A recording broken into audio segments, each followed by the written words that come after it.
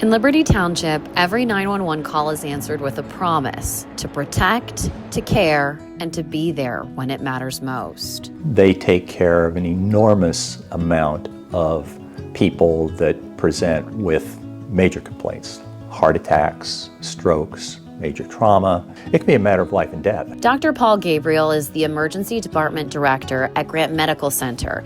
He's also an EMS Medical Director for neighboring communities. But it's his own personal story that drives his deep appreciation for Liberty Township first responders. My mother-in-law, she had fallen, couldn't get up, so my wife called Liberty Township. They picked her up, did initial resuscitation for her, stabilized her to the maximum that they were able to, and got her down to Riverside. To this day, my family is incredibly grateful to the care given to my mother-in-law by Liberty Township EMS. Memory care facilities also rely heavily on Liberty's first responders. Due to the nature of the disease, proper training in how to respond is critical. So the disease I'm talking about is dementia and all forms of dementia. They have to be trained and they have to understand this disease, and they do. The men and women that come from Liberty Township to help us are wonderful. They're always patient. They always ask us questions ahead of time to help them better serve our resident that's in a crisis. We had a gentleman that had barricaded himself into his suite with his own body weight.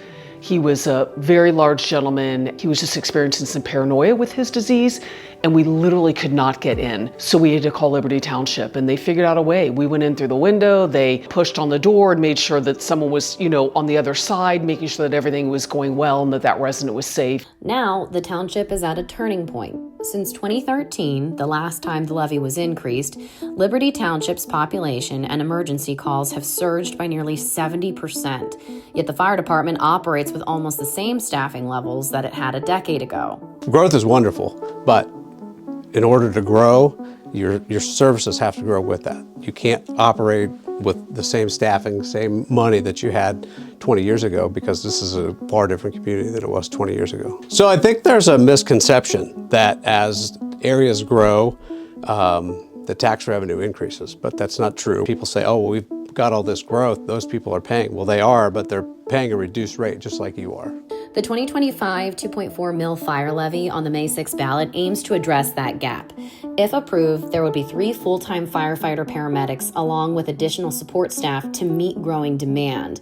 They want to fully staff all frontline trucks and the ability to add another ambulance.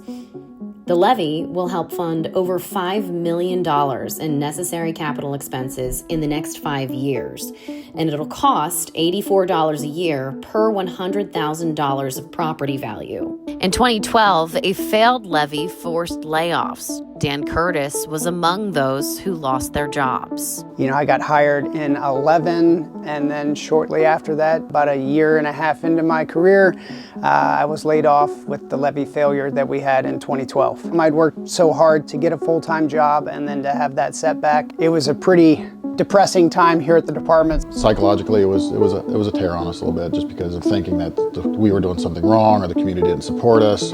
We never lost our character as firemen. And no matter what was going on in the community, as a fire department, we still went to your house, did our jobs, put your fires out, take you to the hospital, whatever you guys needed as a community.